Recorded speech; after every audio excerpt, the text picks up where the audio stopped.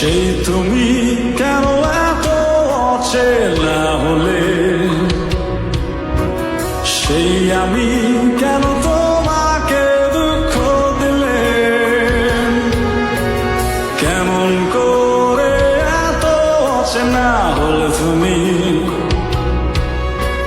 কিভাবে এত বদলে গেছি এই আমি। ও বুকেরই সব কষ্ট